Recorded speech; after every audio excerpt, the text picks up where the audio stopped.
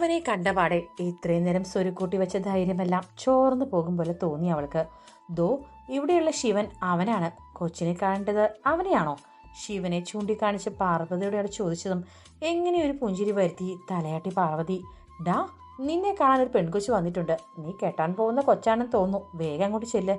ശിവന്റെ അടുത്തേക്ക് വന്നൊരുവൻ പറയെ ഗൗരിയുടെ പുഞ്ചിരിക്കുന്ന മുഖം മനസ്സിലേക്ക് വന്നതും ചുണ്ടിലൊളിപ്പിച്ച ചിരിയോടെ മനസ്സ് നിറഞ്ഞൊരു സന്തോഷത്തോടെ പുറത്തേക്ക് ഇറങ്ങി ശിവൻ. അല്പം ധൃതിയിൽ തന്നെ അങ്ങോട്ട് വെച്ചു പിടിച്ചു ശിവൻ. പിന്നിലേക്ക് തിരിഞ്ഞു നിൽക്കുന്ന അവളുടെ അരയോളമുള്ള മുടിയും ഒരു പഴകിയ പോലുള്ള ചുരിദാറും കാണേ അത് ഗൗരിയല്ലെന്ന് മനസ്സിലായി അവന്. തന്നെ കാത്തുന്ന പോലെ നിൽക്കുന്ന പാർവതിയെ കാണേ മനസ്സിൽ തെളിഞ്ഞ സന്തോഷവും ചുണ്ടിൽ വിരിഞ്ഞ പുഞ്ചിരിയും ഒരുപോലെ മാഞ്ഞു പോയ അവന്റെ. അത് വ്യക്തമായി പാർവതിക്ക് മനസ്സിലാവുകയും ചെയ്തു. അവനൊരു വരുത്തി തീർത്ത ചിരിയോടെ പാർവതിയെ നോക്കിയതും ഒന്ന് ചിരിക്കാൻ ശ്രമിച്ചു അവളും. ഇയാളെന്താ ഇവിടെ? എന്നെ കാണാൻ ഒരാൾ വന്നിട്ടുണ്ടെന്ന് പറഞ്ഞപ്പോ ഞാൻ ഗൗരിയാണെന്ന് കരുതി. അവളെവിടെ?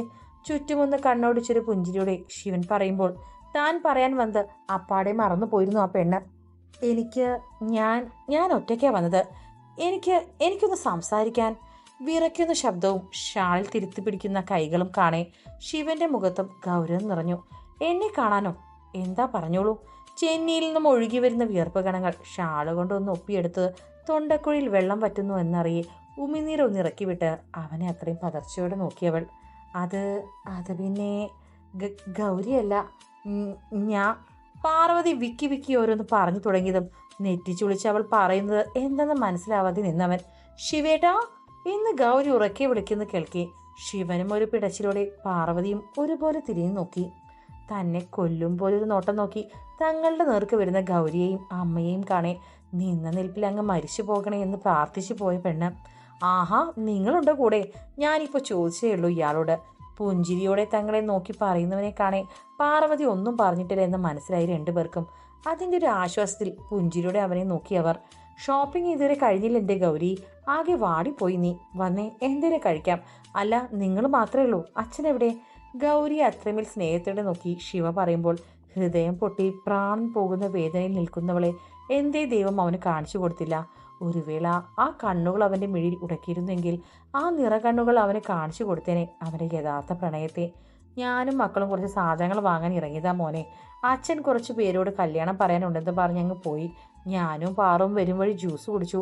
ഈ പെണ്ണ് പറഞ്ഞാൽ കേൾക്കണ്ടേ? അവൾക്ക് ശിവേട്ടനെ കാണണമെന്നൊരൊറ്റ ചിന്ത മാത്രമേ ഉള്ളൂ. നീ അവൾക്ക് എന്തെങ്കിലും വാങ്ങിച്ചു കൊടുക്ക്, ഞങ്ങളിവിടെ നിൽക്കാം. ഒരു പുഞ്ചിരിയുടെ ഭാനുമതി പറയുമ്പോൾ ഗൗരിയുടെ കയ്യിൽ പിടിച്ച് അവിടെയുള്ള ചായക്കടയിലേക്ക് കയറിയിരുന്നു ശിവൻ. ആ സമയം പാർവതി തന്നെ കാണാൻ എന്തിനു വന്നെന്നോ അവൾ എന്തായിരിക്കും പറയാൻ വന്നെന്നോ അവൻ ഓർത്തതേയില്ല. മനസ്സിലായാൽ ഗൗരിയും അവളുടെ ചിരിയും തമാശകളും മാത്രം. അവളുടെ കൂടെ ഇരിക്കാനും അവളോട് സംസാരിക്കാനും മാത്രം തോന്നുന്നൊരു മനസ്സാണ് അപ്പോൾ അവൻ്റെ. ശിവന്റെ കയ്യിൽ പിടിച്ച് മുന്നോട്ട് നടക്കുന്നവൾ തിരിഞ്ഞ് പാർവതി എന്ന് പുച്ഛത്തോടെ നോക്കി ശിവനോട് അത്രയും ഒട്ടി നടക്കുമ്പോൾ ആ കാഴ്ച കണ്ണെടുക്കാതെ നോക്കി പ്രതിമ കണക്കെ നിന്നു പാർവതി. കൈത്തുടയിൽ നോവും വിധം ഒന്ന് അമർത്തി നുള്ളിയതും ഹൃദയവേദന പോലെ അവളുടെ ശരീരവും ജീവൻ പോകും പോലെ നൊന്തു അവൾക്ക്. എല്ലാം അവനോട് പറയാൻ വന്നാണല്ലോ ആസത്തെ. അങ്ങനെ എങ്ങനെ നടന്നിയതെങ്കിൽ കൊന്നേനെ നിന്നെ ഞാൻ. വീട്ടിലേക്ക് വാ, നീതുള്ളത് ഞാൻ തരുന്നുണ്ട് നിനക്ക്. അവളുടെ കയ്യിൽ വീണ്ടും നുള്ളി നോവിച്ചുകൊണ്ട് ചെറിയമ്മ പറയുമ്പോൾ ഇനി നിങ്ങൾ എന്നെ കൊന്നാലും ഞാൻ കരയില്ല എന്ന പോലെ നിന്നുപോയി അവൾ. കാരണം ഇന്നത്തോടു കൂടി അവളുടെ എല്ലാ പ്രതീക്ഷകളും അവസാനിച്ചിരിക്കുകയാണ്. ഇനി അവൾക്ക് സന്തോഷങ്ങളോ സങ്കടങ്ങളോ ഇല്ല, ഒരുതരം മരവിപ്പ് മാത്രം. ദൂരെ പരസ്പരം ചിരിയോടെ നിൽക്കുന്ന ഗൗരിയെയും ശിവനെയും നോക്കി അതേ നിൽപ്പിൽ നിന്ന് പാർവതി. എന്നാൽ വീട്ടിലേക്ക് വന്നതും ആദ്യം തന്നെ ചെറിയമ്മ ചെയ്ത് ചട്ടുകം പഴുപ്പിക്കാൻ ഗ്യാസിന് മേലെ വെക്കുകയായിരുന്നു. പേടി തോന്നിയോ? ഇല്ല, കൊന്നു തിന്നട്ടെ എന്നൊരു നിൽപ്പായിരുന്നു അവളിൽ. ആ നിൽപ്പ് കാണുന്തോറും വീണ്ടും ദേഷ്യം തോന്നുന്നു ചെറിയമ്മയ്ക്ക്. പേടിയുടെ കരഞ്ഞു കൂവി വിളിക്കുമെന്ന് ഓർത്തവർ അവളുടെ നിൽപ്പിൽ ഒന്ന് പതറിയെങ്കിലും ചൂടുള്ള ചട്ടകം അവളുടെ കാലിൽ വെക്കുമ്പോൾ ലേശം കുറ്റബോധം തോന്നിയില്ല അവർക്ക്. അമ്മേ! കാലിൽ പിടിച്ച് പാർവതി ഉറക്കെ കരഞ്ഞ് നിലത്തേക്ക് ഊർന്നു വീണു പോയി. തന്നെ സൃഷ്ടിച്ച ദൈവത്തിനോടും തന്നെ ശ്രദ്ധിക്കാതെ നടക്കുന്ന അച്ഛനോടും ഒറ്റയ്ക്കാക്കി പോയ അമ്മയോടും തന്നെ ഇന്നൊന്ന് പരിഗണിക്കുക പോലും ചെയ്യാത്ത തൻ്റെ പ്രണയത്തിനോടും ഒന്നും തുറന്നു പറയാൻ കഴിയാത്ത തൻ്റെ നിസ്സഹായ അവസ്ഥയോടും അങ്ങനെ എല്ലാവരോടും ദേഷ്യം തോന്നിപ്പോയി അവൾക്ക്. ചുവന്നു പൊള്ളിയ തൻ്റെ കാലിൽ മുറുകെ പിടിച്ച് ആ അടുക്കളയിൽ ഒരു മൂലയിൽ ചുരുണ്ടുകൂടി അവൾ ഒരുപാട് നേരം അതേ കിടപ്പ് കിടന്നു. ജീവനുണ്ടെന്ന് അറിയിക്കും പോലെ കണ്ണുകൾ നിറഞ്ഞൊഴുകും. തൊണ്ടക്കുഴിയിൽ നിന്നും ഒരു തേങ്ങൽ മാത്രം പുറത്തേക്ക് വരും എന്നല്ലാതെ അവൾ ആ വീട്ടിലുള്ളത് തന്നെ കുറച്ച് സമയത്തേക്ക് എല്ലാവരും മറന്നുപോയി. ഡോ, ഇറങ്ങുന്നില്ലേ? വീടെത്തിയിട്ടും ബൈക്കിൽ നിന്നിറങ്ങാതെ എന്തോ ആലോചിച്ചിരിക്കുന്നവളെ ശിവന്റെ അല്പം ഗാംഭീര്യമുള്ള ശബ്ദമാണ് ഓർമ്മകളിൽ നിന്ന് ഉണർത്തിയത്. ഒരു ഞെട്ടലോടെ അവൾ ചുറ്റുമൊന്ന് നോക്കി. വേഗം ബൈക്കിൽ നിന്ന് ഇറങ്ങിയതും ആകെ തളർന്നു കൊഴിഞ്ഞതുപോലെ നടന്നു പോകുന്നോളെ അവനൊരു നിമിഷം നോക്കി നിന്ന് പോയി. എന്തൊക്കെയോ ചിന്തകൾ അവളെ അലട്ടുന്നുണ്ട്. പക്ഷേ അതെന്താണെന്ന് ചോദിക്കാനുള്ള അടുപ്പമൊട്ടില്ല താനും. അവളെയും അവളുടെ മനസ്സിനെയും അവളുടെ വഴിക്ക് വിട്ടു ശിവൻ. വാതിൽ തുറന്ന് അകത്തേക്ക് കയറിയതും പാറു വേഗം അമ്മയുടെ മുറിയിലേക്ക് കയറി. നിനക്ക് കഴിക്കാൻ ഒന്നും വേണ്ടേ? അമ്മയുടെ മുറിയിലേക്ക് കയറി വാതിലടയ്ക്കാൻ നിന്നവളെ നോക്കി അലസഭാവത്തിൽ കയ്യിലെ കീ സോഫയിലേക്കിട്ട് ആ സോഫയിലേക്ക് തന്നെ മറിഞ്ഞു കിടന്നുകൊണ്ട് അവൻ ചോദിച്ചു. വേണ്ട, നിങ്ങൾ കഴിച്ചോ. പഴയ കാര്യങ്ങൾ ഓർത്തതിനാലാവണം അവളുടെ ശബ്ദത്തിന് ചെറിയൊരു ഇടർച്ചയുണ്ട്. അവനെ നോക്കാതെ വാതിൽ ചാരി ആ കട്ടിൽ ചുരുണ്ടുകൂടി അവൾ. തൻ്റെ കഴിഞ്ഞ കാലങ്ങൾ അവളെ അത്രയും തളർത്തുന്നു, പേടിപ്പെടുത്തുന്നു. ഒന്ന് ചേർത്ത് പിടിക്കാൻ പോലും ആരുമില്ലാതെ, എല്ലാവരും ഉണ്ടായിട്ടും ആരുമില്ലാത്ത ഒരു അനാഥയെ പോലൊരു പെണ്ണൊരുത്തി. എന്നാൽ ഒരു ചുമരിനപ്പുറത്ത് അവളുടെ ഭാവമാറ്റം കണ്ട് അവൾക്ക് എന്ത് പറ്റി, അവൾക്ക് എന്ത് പറ്റിയാലും തനിക്കെന്താ, തൻ്റെ ആരുമല്ല അവളെന്ന് വീണ്ടും വീണ്ടും മനസ്സിനെ പറഞ്ഞു പഠിപ്പിക്കുന്ന തിരക്കിലായിരുന്നു അവൻ. അപ്പോഴും തളർച്ച ബാധിച്ച കണ്ണും മുഖവും അവൻ്റെ ഉറക്കം കളഞ്ഞുകൊണ്ടേയിരുന്നു. രാത്രി എന്തൊക്കെയോ ചിന്തയിൽ ഉറങ്ങാതിരുന്നവൻ വെളുപ്പിന് എപ്പോഴാണ് ഉറങ്ങിപ്പോയതും ജനലിലൂടെ സൂര്യവെളിച്ചം കണ്ണിലേക്ക് തുളച്ചു കയറിയതും ഒന്ന് കണ്ണു ചിമ്മി തുറന്നു അവൻ. ഇന്നലെ സോഫയിൽ കിടന്ന അതേ കിടപ്പാണ് ഇപ്പോഴും. അവൻ കിടന്ന് എടുത്തുനിന്ന് എഴുന്നേറ്റ് ഒന്ന് മൂരി നിവർന്നു. കഴുത്തൊന്ന് അങ്ങോട്ടും ഇങ്ങോട്ടും തിരിച്ച് കൈ രണ്ടും കൂട്ടിപ്പിടിച്ചൊന്ന് മുകളിലേക്ക് ഉയർത്തി ശരീരം ഒന്ന് അങ്ങോട്ടും ഇങ്ങോട്ടും വളച്ച് ചുറ്റുമൊന്ന് നോക്കി. അവന് നോട്ടം ആദ്യം പോയത് ഇന്നലെ തനിക്ക് മുന്നിൽ അടങ്ങിപ്പോയ ആ വാതിലേക്കാണ്. അതിപ്പോൾ പകുതി ചാരിയതുപോലെയാണ്. അവൾ എണീറ്റോ എന്ന് ചിന്തിക്കും മുന്നേ കയ്യിലൊരു ഗ്ലാസ് കട്ടനുമായി മുന്നിലേക്ക് വരുന്നവളെ കാണേ ഒരു നിമിഷം അവൻ്റെ നോട്ടം അവളിലേക്ക് മാത്രമായി. കുളിച്ചിട്ടുണ്ട്. ഇന്നലെയുള്ള വേഷമല്ല, വേറൊരു ചുരിദാറാണ് ഇട്ടിരിക്കുന്നത്. ഒരു ചുവന്ന ചുരിദാറിൽ ഒരു ചുവന്ന പനിനീർ പുഷ്പം പോലെ ഒരുവൾ. ആ മുഖത്ത് യാതൊരു ചമയങ്ങളുമില്ല. പതിവ് പോലെ തന്നെ പുഞ്ചിരിയില്ലാതെ ഒരു ഗൗരവഭാവമാണ് അവൾക്ക്. ഷാളിടാതെ വെള്ളത്തോർത്ത് മുണ്ട കൊണ്ട് മുടിയാക്കി ചുറ്റി വെച്ചിട്ടുണ്ടെങ്കിലും ചെന്നിയിൽ നിന്ന് കവിളിലേക്ക് എത്തി നിൽക്കുന്ന കുറച്ച് കുഞ്ഞു ചുരുണ്ട മുടികൾ അവൾക്ക് വല്ലാത്തൊരു പ്രത്യേക ഭംഗിയുള്ളതുപോലെ തോന്നിയവന്. അവനെ നോക്കി അടുത്തുള്ള കുഞ്ഞു ടേബിളിലേക്ക് ആ ചായ വെച്ച് അവനെ നോക്കാതെ തിരിഞ്ഞു നടന്നു അവൾ. എന്നാൽ അവൻ്റെ മിഴികളിൽ അവൾ മാത്രമാണ്. പണ്ട് ചായ കൊണ്ട് തന്നതും ആ നിലത്തേക്ക് അറിയുന്നതും അവളുടെ കാൽ ചില്ല് തറച്ചതും എല്ലാം ഒരു മിന്നായം പോലെ അവൻ്റെ ഉള്ളിൽ തെളിഞ്ഞു. അവർ നിങ്ങളുടെ ആരാ? നേഴ്സിൻ്റെ ചോദ്യത്തിന് എൻ്റെ ആരുമല്ല താനെന്ന് പറഞ്ഞ മറുപടിയും അവളുടെ നോട്ടവും വീണ്ടും വീണ്ടും മനസ്സിലേക്ക് വന്നുകൊണ്ടേയിരിക്കുന്നു. അതൊരു നോവായി മാറുന്നു. എന്തിനെന്ന് പോലും അറിയാത്തൊരു നോവ്. ഇതാണ് വിധിയെങ്കിൽ, ഇവളെയാണ് തനിക്ക് വിധിച്ചതെങ്കിൽ എന്തേ ഇവളെ തനിക്ക് ആദ്യം കാണിച്ചു തന്നില്ല? മറ്റൊരാൾക്ക് വേണ്ടി തൻ്റെ ഹൃദയത്തിൽ സൂക്ഷിച്ച പ്രണയവും സ്നേഹവും എങ്ങനെ ഞാൻ ഇവൾക്ക് വെച്ച് നീട്ടും? ആ നീട്ടുന്ന സ്നേഹത്തിൽ എവിടെയാണ് ആത്മാർത്ഥതയുള്ളത്? ഒരുവളെ പ്രണയിച്ച് മറ്റൊരുവളെ സ്വന്തമാക്കി ഭാര്യ എന്നൊരൊറ്റ കാരണത്താൽ തൻ്റെ ഹൃദയത്തിൽ കൂട്ടിവെച്ച ഇഷ്ടം ഇവൾക്കായി നൽകിയാൽ തൻ്റെ പ്രണയത്തിന് എന്ത് വില? അവളെ നോക്കി നിൽക്കുന്നവൻ്റെ ഹൃദയം ഒന്ന് പൊള്ളിപ്പിടഞ്ഞു പോയി. അവനൊരു ദീർഘശ്വാസം എടുത്തു. അവൾ കൊണ്ടുവന്ന് വെച്ച് ഗ്ലാസ് എടുത്ത് പുറത്തേക്ക് നടന്നു. മുറ്റത്ത് തളർത്ത് നിൽക്കുന്ന പൂക്കളുടെ തേൻ നുകരാൻ വന്ന ശലഭങ്ങളും എല്ലാം നോക്കി നിൽക്കെ ഇത്രയും നേരം താൻ അനുഭവിച്ച മാനസിക സംഘർഷം മറന്നവൻ ഒന്ന് പുഞ്ചിരിച്ചു. ഹൃദയമാകെ ശാന്തമായതുപോലെ. വിരിഞ്ഞ പൂക്കളെ തൊട്ടും അതിൻ്റെ ഭംഗി ആസ്വദിച്ചും വിരിയാനൊരുങ്ങുന്ന പൂമുട്ടിനെ മെല്ലെ സ്നേഹത്തിൽ തലോടിയും അവൻ കുറേ നേരം ആ മുറ്റത്ത് നിന്നു. അതെല്ലാം നോക്കിക്കണ്ട് ചുണ്ടിലൊളിപ്പിച്ച ഒരു ഇളം പുഞ്ചിരിയുടെ അവളുടെ ജോലികൾ തുടർന്നു. അമ്മയുടെ സംസാരമോ അനുവിൻ്റെ കളിച്ചിരികളോ ഏട്ടൻ്റെ ശബ്ദമോ ഇല്ലാതെ ആ വീട്ടിൽ അവരുടെ മൗനം മാത്രം തളം കെട്ടി നിൽക്കുന്നു. അത്രയും അടുക്കേണ്ടവർ, ചേർന്ന് നിൽക്കേണ്ടവർ രണ്ട് ധ്രുവങ്ങളിൽ അവരവരുടെ ലോകത്ത് തികച്ചും അന്യരെ പോലെ ആ വീട്ടിൽ രണ്ടിടത്തായി നിൽക്കുന്നു. കുളി കഴിഞ്ഞ് ഡ്രസ്സ് മാറി റൂമിൽ നിന്ന് പുറത്തേക്ക് വന്നേ കണ്ടു നല്ല ആവി പറക്കുന്ന പുട്ടും അതിനടുത്തായി ഞാലിപ്പൂവൻ പഴവും പാപ്പടവും ചായയും. അവൻ്റെ മിഴികൾ അടുക്കളയിൽ തന്നെ നോക്കാതെ മറ്റെങ്ങും നോക്കി നിൽക്കുന്നവളിലേക്ക് നീണ്ടു. രാവിലെ എണീറ്റ് അവനായി മാത്രം ഓരോന്ന് ചെയ്യുമ്പോൾ വല്ലാത്തൊരു സന്തോഷമായിരുന്നു ഉള്ളിൽ. പക്ഷേ ഇപ്പോൾ അതൊന്നുമില്ല. മനസ്സിനെ കല്ലാക്കിയൊരു നിൽപ്പാണ് അവൻ താൻ ഉണ്ടാക്കി വെച്ചത് കഴിക്കുമെന്നൊരു പ്രതീക്ഷയൊന്നുമില്ല അവൾക്ക്. അവനത് കഴിക്കാതെ പോയാലും സങ്കടം തോന്നാതിരിക്കാനായി അവൾ തന്നെ കണ്ടെത്തിയ ന്യായം. അവളെ തന്നെ നോക്കിയൊരു നിമിഷത്തിന് ശേഷം അവൻ ടേബിളിലെ ചെയർ വലിച്ചിട്ടിരുന്നതും അവളുടെ മിഴികൾ ഒന്ന് വിടർന്നു. എത്ര അടക്കി പിടിക്കാൻ ശ്രമിച്ചിട്ടും അവളുടെ ചുണ്ടിലൊരു ഭംഗിയുള്ള പുഞ്ചിരി തെളിഞ്ഞു. അതാരും കാണാതെ ഒളിപ്പിക്കാൻ ശ്രമിക്കുമ്പോൾ അവൻ്റെ മിഴികളിൽ ആ പുഞ്ചിരി ശരിക്കും പതിഞ്ഞു. മിഴികളിലല്ല, അവൻ്റെ ഹൃദയത്തിൽ ഒരിക്കലും മാഞ്ഞു പോകാത്തൊരു ചിത്രം പോലെ ആ പുഞ്ചിരി നിറഞ്ഞു. പ്ലേറ്റിലേക്ക് പൊട്ടും പഴവും എടുക്കുന്നതും അവൻ കഴിക്കുന്നതും എല്ലാം കാണുന്നുണ്ട്. എങ്കിലും അതൊന്നും കാണാത്ത അല്ലെങ്കിൽ ശ്രദ്ധിക്കാത്ത ഭാവത്തിലൊരു നിൽപ്പാണ് അവളുടെ. ആ നിൽപ്പ് കാണാനൊരു ചന്തമൊക്കെ ഉള്ളത് കൊണ്ടാവാം എത്ര അടക്കി നിർത്താൻ ശ്രമിച്ചിട്ടും അവന്റെ മിഴികൾ അവളെ തേടി ചെന്നുകൊണ്ടേയിരുന്നത്. പാർവതി, ഇങ്ങ് വന്നേ. അല്പം ഗൗരവത്തിൽ എന്നാൽ ഒട്ടും ദേഷ്യമില്ലാതെ അവന്റെ ശബ്ദം കേൾക്കെ ഒരു പിടച്ചിലോടെ അവനെ ഒന്ന് നോക്കിയവൾ. മിഴികൾ കൊണ്ട് വീണ്ടും ഇങ്ങ് വാ എന്ന് കാണിക്കെ അവൾ അടുക്കളയിൽ നിന്ന് മെല്ലെ അവന്റെ അടുത്തേക്ക് നടന്നു. നീ നീ കഴിച്ചോ? തന്റെ അടുത്ത് നിൽക്കുന്നവളിൽ മാത്രം മിഴിയൂന്നിക്കൊണ്ടവൻ ചോദിക്കെ അവനെ മാത്രം ഒരു നിമിഷം നോക്കി നിന്ന് പാർവതി. ശിവേട്ടനെ കിട്ടിയില്ലെങ്കിൽ ഞാൻ ആത്മഹത്യ ചെയ്യുമെന്നൊരു വാക്കിൽ വാശിയോട് ഗൗരിയോട് ഇവനെ നേടിയെടുക്കാൻ ശ്രമിക്കുമ്പോൾ വിട്ടുകൊടുക്കേണ്ടതും മറക്കേണ്ടതും താനാണെന്ന് അച്ഛൻ പോലും പറയേ. അന്ന് ആ ദിവസം മരിച്ചു പോയതാണ് തൻ്റെ മനസ്സ്.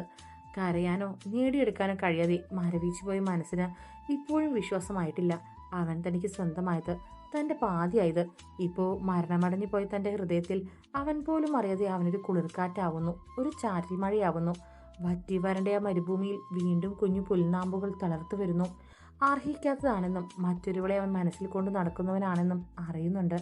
എങ്കിലും മറ്റാർക്കും വിട്ടുകൊടുക്കാതെ അടക്കിപ്പിടിക്കാൻ ഹൃദയം വാശി പിടിക്കുന്നു. നീ വല്ലതും കഴിച്ചോന്ന്?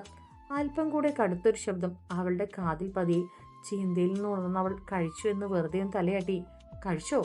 അവൾ പറഞ്ഞിട്ട് വിശ്വാസമില്ലാതെ അവൻ ചോദിക്കേ. നിങ്ങൾ കഴിക്കുക, ഞാൻ ഞാൻ പിന്നെ കഴിച്ചോളാം. അവൻ്റെ നോട്ടം താങ്ങാൻ കഴിയാതെ പാർവതി പറഞ്ഞു. തിരിഞ്ഞതും ആ വലം കൈയിൽ അവൻ്റെ ഇടം കൈ മുറുകിയിരുന്നു. ഇവിടെ ഇരിക്കുക. ഒട്ടും സ്നേഹമോ പരിഗണനയോ ആ മിഴികളിലോ മുഖത്തോ ഇല്ലെങ്കിൽ പോലും ഈ നിമിഷം അവളുടെ ഹൃദയം സന്തോഷം കൊണ്ട് നിറഞ്ഞൊഴുകുമ്പോൾ ആ സന്തോഷം ഒരു മിഴിനീറായി ആ കണ്ണിലും ഉരുണ്ടുകൂടിയിട്ടുണ്ട്. അവൻ തൻ്റെ കയ്യിൽ പിടിച്ച് അവൻ അടുത്തായുള്ള കസേരയിലിരുത്തുമ്പോൾ തൻ്റെ മിഴികളിൽ നിന്ന് പോലും തൻ്റെ പ്രണയമോ ഹൃദയമോ അവൻ കാണില്ലേ എന്നവൾ പ്രാർത്ഥിച്ചു പോയി. തൻ്റേതല്ലെന്ന് ബുദ്ധി പറഞ്ഞു കൊടുക്കുമ്പോഴും തൻ്റേതായിരുന്നെങ്കിൽ എന്ന് ഹൃദയം കൊതിച്ചു പോകുന്നു. അത്രമേൽ സ്നേഹിച്ചു പോയതല്ലേ, ജീവനായി കണ്ടതല്ലേ. കഴിക്ക്. തന്നെ മാത്രം നോക്കുന്നവളുടെ മുഖത്ത് വിരിയുന്ന ഭാവങ്ങൾ എന്തെന്ന് പോലും അറിയാതെ അവൻ സ്വാഭാവികമായി പറയുമ്പോൾ അവനിൽ നിന്ന് മുഖം വെട്ടിച്ച് തലതാഴ്ത്തിയിരുന്നു പാർവതി. അമ്മയ്ക്കൊന്ന് വിളിച്ച് സംസാരിക്കാൻ. അവനെ നോക്കി പാർവതി പറയുമ്പോൾ അവൻ്റെ ചുണ്ടിൽ ഒരു പുഞ്ചിരി തെളിഞ്ഞു. അതവൾ കാണാതിരിക്കാനായി മീശത്തുമ്പൊന്ന് കടിച്ചവൻ അവളെ നോക്കി. അമ്മയ്ക്ക് കുഴപ്പമൊന്നുമില്ല, അവർ വൈകുന്നേരം വരെ ഞാൻ വിളിച്ചിരുന്നു. അവളുടെ മനസ്സിൽ എല്ലാവരും ഉണ്ട്, അമ്മയും ഏട്ടത്തിയും ഏട്ടനും എല്ലാവരും ഉണ്ട്. ഞാനുണ്ടാവോ അവളുടെ മനസ്സിൽ? ദേഷ്യത്തോടെ സംസാരിച്ചിട്ടുള്ളൂ, വെറുപ്പോടെ നോക്കിയിട്ടേ ഉള്ളൂ, വേദനിപ്പിച്ചിട്ടേ ഉള്ളൂ. അങ്ങനെയുള്ള താൻ എങ്ങനെ അവളുടെ ഹൃദയത്തിലുണ്ടാവും? അവളുടെ മനസ്സിൽ മറ്റൊരാളല്ലേ എന്നും കൂടെ ഉണ്ടാവണമെന്ന് അവൾ ആഗ്രഹിക്കുന്നതും അവനോടൊപ്പമല്ലേ? അതിൽ ഞാനെവിടെ? എൻ്റെ സ്ഥാനം എവിടെ? അവൻ്റെ ഹൃദയത്തിൽ അവളോടൊരു 100 ചോദ്യം ചോദിക്കുമ്പോൾ അവനറിയുന്നില്ല അതിനെല്ലാമുള്ള ഉത്തരം അവനാണെന്ന്. ഉച്ചയ്ക്ക് വരുമോ? അവൻ എഴുന്നേറ്റതും പെട്ടെന്ന് അവളുടെ ചോദ്യം അവന് നെറ്റിയൊന്ന് ചുളിഞ്ഞവൻ അവളെ ചെരിഞ്ഞു നോക്കിയതും. അല്ല, ഉച്ചയ്ക്ക് വരുവാണെങ്കിൽ അവർക്കുള്ള ഭക്ഷണം കൊടുത്തു വിടാൻ. അവൻ്റെ നോട്ടത്തിൽ ചൂളിപ്പോയവൾ പുഞ്ചിരിയേതുമില്ലാതെ പറയെ അവൻ അവളെ നോക്കിയൊന്ന് തലയാട്ടുക മാത്രം ചെയ്തവൻ. പോകാൻ നേരം പതിവില്ലാതെ ഉമ്മറപ്പടിയോളം വന്നവളെ കാണി ഒന്ന് തിരിഞ്ഞവൻ നോക്കിയൊന്ന് പുഞ്ചിരിച്ചു. എൻ്റെ ഫോൺ റൂമിലാ, അതൊന്ന് എടുത്തു തരുമോ? പോക്കറ്റിലും തപ്പി നോക്കിയവൻ പറഞ്ഞതും ഒരു പുഞ്ചിരിയുടെ റൂമിലേക്ക് പോയവൾ. കുറച്ചു സമയത്തിന് ശേഷം കയ്യിൽ ഫോണും പിടിച്ച് വരുന്നവളെ കാണി അവനിലും ഒരു പുഞ്ചിരി തെളിഞ്ഞു. അവൻ അവളുടെ കയ്യിൽ നിന്ന് ഫോൺ വാങ്ങാനായി കൈ നീട്ടിയതും അവൾ അവന് നേരെ ഫോൺ നീട്ടി. ദൈവത്തിന്റെ കുറുമ്പോ അതോ ആ പെണ്ണിനൊന്നുകൂടെ നോവിച്ച് രസിക്കാനുള്ള കൊതിയോ അറിയില്ല. അവനിലേക്ക് ആ ഫോൺ എത്തും മുന്നേ അവന്റെ ഫോൺ റിങ് ചെയ്തു. ഗൗരി കോളിംഗ്. ഫോൺ ഡിസ്പ്ലേയിൽ ഗൗരിയെ ചേർത്ത് പിടിച്ച് പുഞ്ചിരിയോടെ നിൽക്കുന്ന ശിവനും. ഹൃദയത്തിന്റെ പിഴപ്പ് ആ കയ്യിലേക്ക് പോലും പറന്നത് കൊണ്ടാവാം കയ്യിലിരുന്ന ഫോണൊന്ന് വിറച്ചുപോയി. ഫോണിലേക്ക് നോക്കിയവന്റെ മിഴികൾ അന്ന് ആദ്യമായി തെറ്റ് ചെയ്തവനെ പോലെ അവളെ നോക്കിപ്പോയി. സ്വന്തമല്ലെന്ന് പറഞ്ഞതല്ലേ? ബുദ്ധി ഹൃദയത്തെ കളിയാക്കി ചിരിച്ചതുപോലെ, ഹൃദയം തോറ്റുപോയതുപോലെ, തോൽക്കാൻ മനസ്സിലെന്ന പോലെ അവൾ അവനെ നോക്കി ഫോൺ കയ്യിലേക്ക് കൊടുത്ത് തിരിഞ്ഞു നടന്നു. സങ്കടമോ ദേഷ്യമോ പരിഭവമോ ഇല്ലാതെ അവൾ വീണ്ടും ഹൃദയത്തെ പറഞ്ഞു പഠിപ്പിച്ചു, അവൻ തൻ്റേതല്ല, ഒരിക്കലും ആവുകയുമില്ല. ഏറെ കൊതിച്ചത് കയ്യിൽ കെട്ടിയിട്ടും അത് അർഹിക്കാത്തതാണെന്നൊരു തോന്നൽ. അവൾ തിരിഞ്ഞു നടക്കുമ്പോൾ അവൻ്റെ കയ്യിലുള്ള ഫോൺ വീണ്ടും റിങ് ചെയ്തുകൊണ്ടേയിരുന്നു.